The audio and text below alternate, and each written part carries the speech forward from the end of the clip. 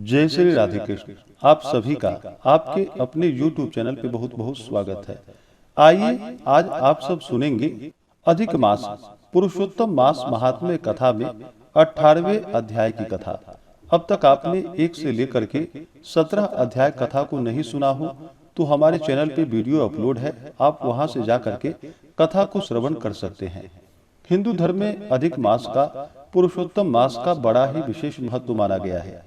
इन दिनों गंगा स्नान करना, दान पुण्यों का कार्य करना, भगवान विष्णु, भगवान श्री कृष्ण, भगवान शिव का पूजन करना, भूमि पे शयन करना, जहाँ तक हो सके जितना भी हो सके पुण्य अगर कार्य करते हैं तो इसका कई गुना पुण्य फल प्राप्त होता है। वहीं पे पाप कर्म किए जाते हैं तो उसका भी फल अधिक होता है। तो आइए सुनते हैं आज अधिक मास पुरुषोत्तम मास महात्म्य कथा में 18वें अध्याय की कथा। तो बोलिए प्रेम से भगवान विष्णु की जय, माता लक्ष्मी की जय, श्री राधा कृष्ण की जय, पुरुषोत्तम भगवान की जय, सर्व देवी देवता की जय।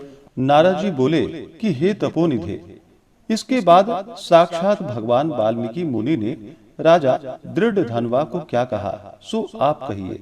श्री नारायण बोले, वह राजर्षि दृढ़धनवा अपने पूर्व जन्म का वृतांत सुनकर आश्चर्य करता हुआ मुनि श्रेष्ठ वाल्मीकि मुनि से पूछता है। दृढ़धनवा बोला कि हे ब्राह्मण, आपके नवीन नवीन सुंदर अमृत के समान वचनों को बारंबार पान कर कर मैं तृप्त नहीं हुआ, इसलिए पुनः उसके बाद का वृतांत कहिए। वाल्मीकि मुनि कहने लगे कि हे जगतपते, इस प्रकार उस ब्राह्मण के विलाप करते समय गर्जना से 10 दिशाओं को गुंजित करता हुआ असमय में होने वाला मेघ आया, पर्वतों को कपाने के समान तीक्ष्ण स्पर्शों वाला वायु बहने लगा और बिजली अत्यंत चमकती हुई अपनी आवाज से 10 दिशाओं को पूर्ण करती हुई इस तरह 1 मास तक वृष्टि यानी कि बारिश हुई, जिस जल से पृथ्वी भर गई। परंतु पुत्र शोक रूप अग्नि के ताप से संतप्त वह ब्राह्मण कुछ भी नहीं जान सका, न तो जलपान किया और न भोजन किया, केवल हे पुत्र, हे पुत्र इस प्रकार कहकर विलाप करते हुए ब्राह्मण का उस समय जो मास व्यतीत हुआ वह भगवान श्री कृष्ण चंद्र का प्रिय पुरुषोत्तम मास था। सो न जानते हुए उस ब्राह्मण को पुरुषोत्तम मास का सेवन हो गया। उस पुरुषोत्तम मास के सेवन से अत्यंत प्रसन्न नूतन मेघ के समान श्याम वर्ण वनमाला से भूषित हरि भगवान स्वयं प्रकट हुए। जगत के नाथ हरि भगवान के प्रकट होने पर मेघ समूह गायब हो गया। उस ब्राह्मण ने पुरुषोत्तम श्री कृष्ण चंद्र को देखा। दर्शन होने के साथ ही गोद में लिए हुए पुत्र के शरीर को जमीन पर रखकर स्त्री सहित ब्राह्मण श्री कृष्ण भगवान को दंडवत प्रणाम करता हुआ हाथ जोड़कर भगवान श्री कृष्ण के सामने खड़ा होकर भगवान श्री कृष्ण से कहने लगा कि हे प्रभु, आप ही हमारे रक्षक हो। ऐसा विचार करता हुआ भगवान भी पुरुषोत्तम की सेवा से प्रसन्न हो अमृत की वृष्टि करने वाले अत्यंत मधुर वाणी से बोले। भगवान बोले कि भो सुदेव, तुम धन्य हो। इस समय आप भाग्यवान हो। तुम्हारे भाग्य के वर्णन करने में त्रिलोकी में कौन समर्थ है। हे बस, हे तपोधन, जो तुम्हारा होने वाला है उसको हम कहेंगे, तुम सुनो। हे ब्राह्मण, 12,000 वर्ष की आयु वाला पुत्र तुमको होगा। इसके बाद तुमको पुत्र से होने वाले सुख में संदेह नहीं है। हे द्विजोत्तम, प्रसन्न मन से मैंने यह पुत्र तुमको दिया है। हमारे प्रसाद से होने वाले तुम्हारे पुत्र सुख को देखकर हे द्विजोत्तम, देवता, गंधर्व और मनुष्य लोग पुत्र सुख की इच्छा करने वाले होंगे। इस विषय में तुमसे प्राचीन इतिहास मैं कहूंगा, जिस इतिहास को पहले मार्कंडेय मुनि ने राजा रघु से कहा था। प्रथम कोई श्रेष्ठ मन वाले धनुर नामक मुनीश्वर लोगों को पुत्र रूप मानसिंह चिंता से जले हुए देखकर दुखित हुए और अमर पुत्र की इच्छा करके दारुण तप करने लगे। 1000 वर्ष बीत जाने पर धनुर्मुनि से देवता लोग बोले कि हे मुनीश्वर, तुम्हारे कठिन तप से हम सब प्रसन्न हैं, इसलिए अपने मन के अनुसार श्रेष्ठ वर मांगो। श्री नारायण बोले, देवताओं के अमृत तुल्य इस वचन को सुनकर उस तपोधन धनुर नामक मुनि ने बुद्धिमान और अमर पुत्र को मांगा। उस ब्राह्मण से देवताओं ने कहा कि पृथ्वी में ऐसा पुत्र नहीं है। तब धनुर मुनि ने देवताओं से कहा कि अच्छा, ऐसा पुत्र दो जिसके आयु की मर्यादा बंधी हो। देवताओं ने कहा कि कैसी मर्यादा चाहिए, कहो। इस पर उस मुनि ने कहा कि यह महान पर्वत जब तक रहे तब तक उसकी आयु होवे, ऐसा ही हो। इस प्रकार कहकर इंद्रादि देवता स्वर्ग को चले गए। धनुर्शर्मा ने थोड़े समय में वैसा ही पुत्र को प्राप्त किया। उस मुनि का पुत्र आकाश में चंद्र के समान बढ़ने लगा। 16वें वर्ष के होने पर मुनीश्वर ने पुत्र से कहा कि हे वत्स, ये मुनि लोग कभी भी अपमान करने योग्य नहीं हैं। इस तरह शिक्षा देने पर भी उस पुत्र ने मुनियों का अनादर किया।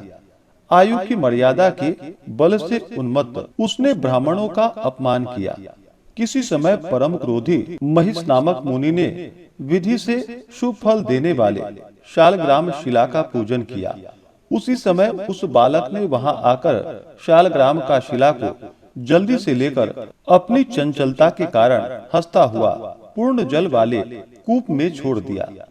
क्रोध से युक्त दूसरे काल रुद्र के समान महिष मुनि ने उस धनुर मुनि के पुत्र को श्राप दिया कि यह अभी मर जाए, परंतु उसे मृत हुए न देखकर मन में मृत्यु के कारण का ध्यान किया।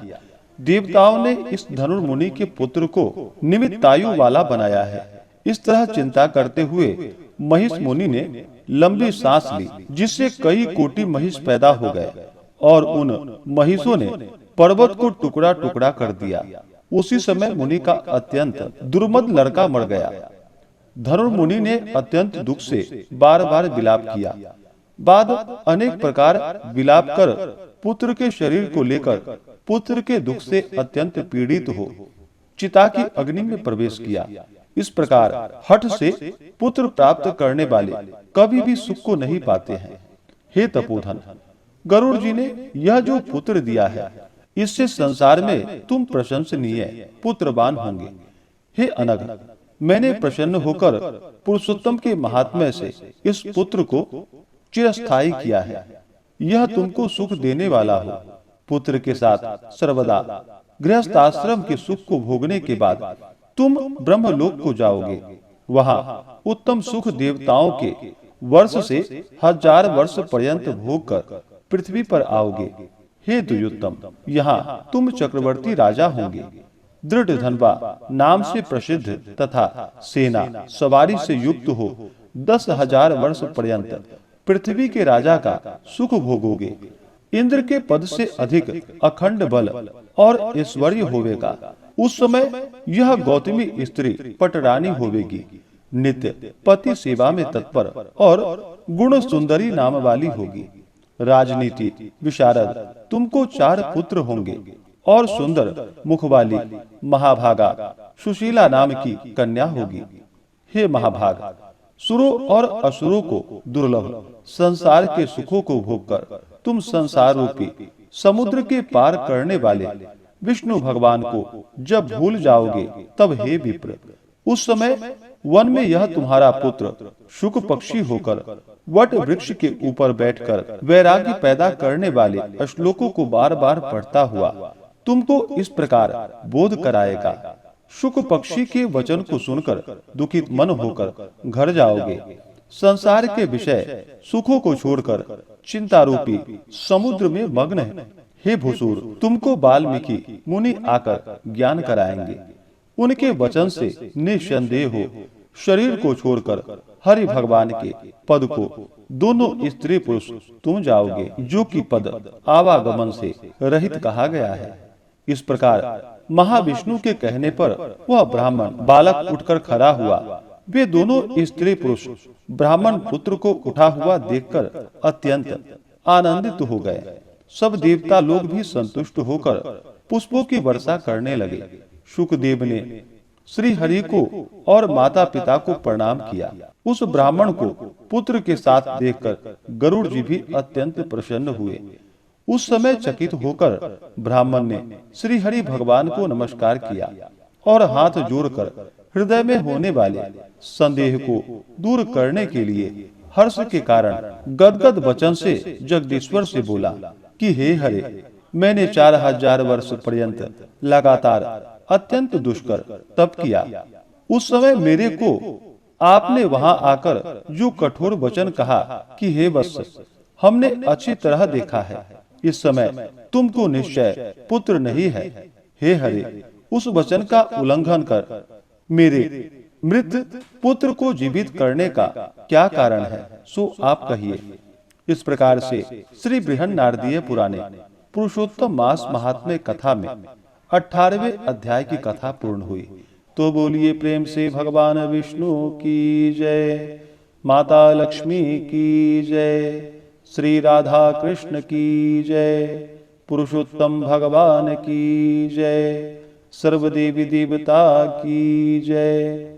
इसके आगे की कथा जो कि आप अगले अध्याय में सुनेंगे। इसी प्रकार से कथा को सुनने के लिए चैनल पे अगर आप नए हैं तो चैनल को लाल बटन दबा करके सब्सक्राइब करें, साथ में बेल आइकन घंटी को दबाएं ताकि मेरे वीडियो का नोटिफिकेशन आपको समय से मिलता रहे। वीडियो को लाइक करें, शेयर करें। सुखी रहें और स्वस्थ रहें। जय श्री राधे।